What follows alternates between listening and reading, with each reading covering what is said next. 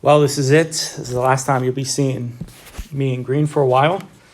We're going to have a brief interruption of ordinary time. The next time we have it will be in June. So in a way, I'm kind of looking forward to ordinary time. I'm sick of all this snow and ice. You know, I always love it when people say, I love fall. I can't wait for fall. Maybe you're one of those people. But for me, fall means that what we're living right now is right around the corner.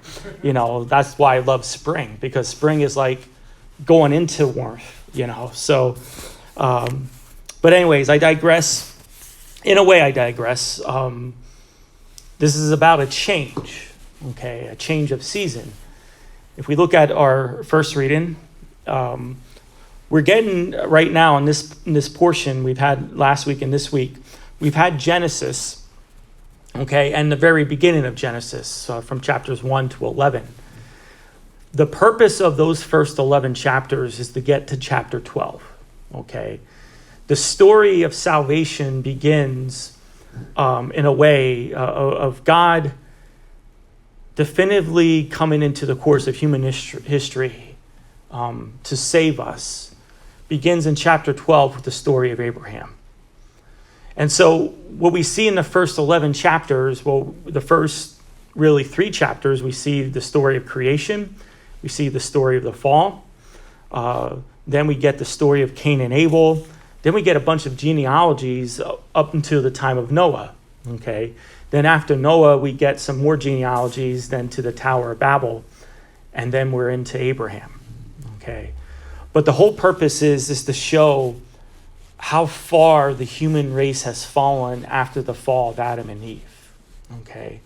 Of how, no matter how much God does or tries to intervene, mankind isn't able to save itself, okay? So in today's first reading, we get the story of Noah, and we get to see that every desire in our hearts, as the first reading begins, every desire in our heart is that of evil thoughts. Okay, that's how far off, that's how wicked. Even if you see the story of Cain and Abel, it's the same thing. So Adam and Eve fall, the very next generation, their children, they kill one another. you know, 2 brothers. One kills the other. It just shows you how quickly things have deteriorated. And we're going to see then, as the story begins with Abraham, and we go through the whole Old Testament again, no matter how much, no matter how much the human person wants to be in the covenant with God, they're eventually going to fail. That's why we need a Savior. We need a Savior, not only from death, but from this problem of sin. So in a way, this is a really good segue into tomorrow, into Ash Wednesday, into the season of Lent. We're going to present and put in front of us our sinfulness, our weaknesses, and we're going to present them before God.